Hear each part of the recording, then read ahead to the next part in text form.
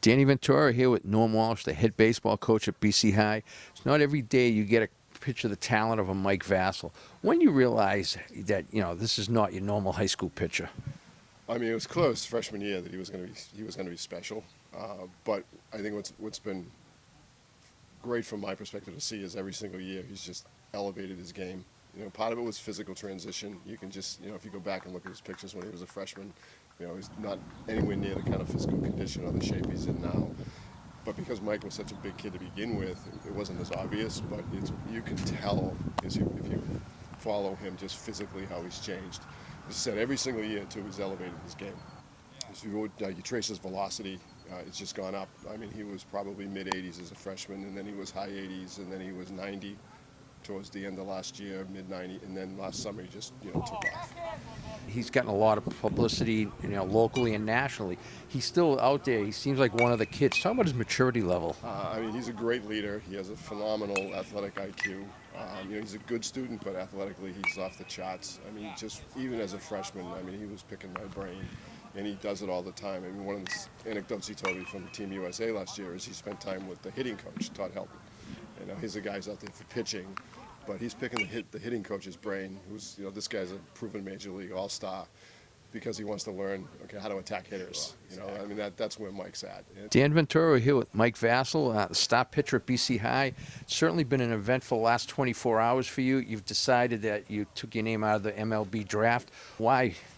I think one of the first things for me is I was kind of on the line 50-50 the whole time, and kind of going through the spring. So the first start looked really good for me, even the first scrimmage.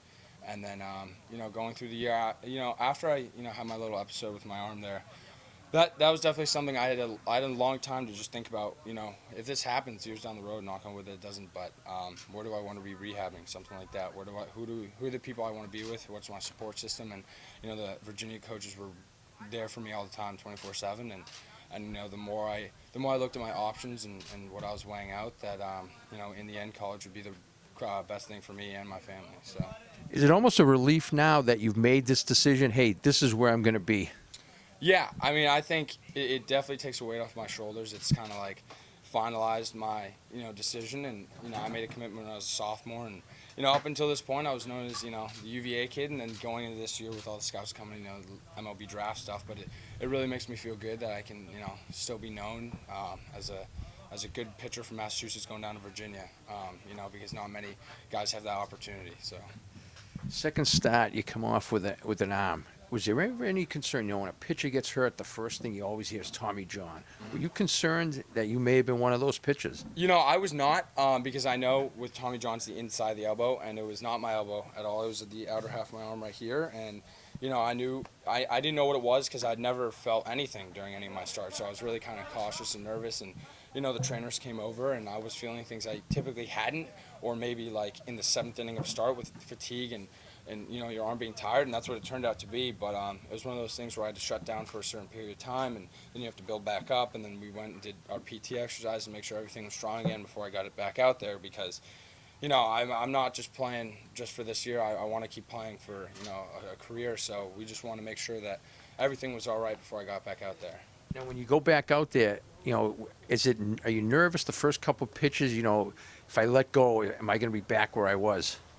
I really wasn't, because I pitched in practice a scrimmage against batters, and I felt really good, and I just trusted my body, and I knew my arm, and I knew what I was feeling, and I'd been cleared to throw 90 feet, so I kind of knew what I was dealing with, and going forward, I just knew that I was good, I was ready to go, I could feel that I was strong and healthy, and I was ready to pitch.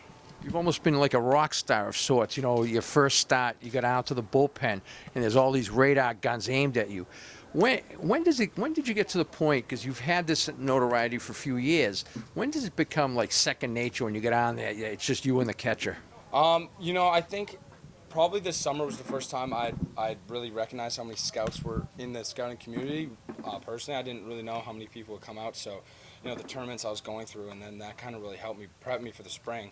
But it's a lot different, especially at BCI, when you're in front of your friends. They have never seen that many scouts at a game before, and you got to tell them we're here to win the game. We're not here to play for them. And I think that's what they've really shined when whoever's in the stands. I don't really think they care, and You know, for me, it was just put them behind. You know, I'm trying to win the game first, and I'm playing for BCI. That's what says in front of my uniform, not MLB draft, not even Virginia yet. I'm still playing for BCI. So.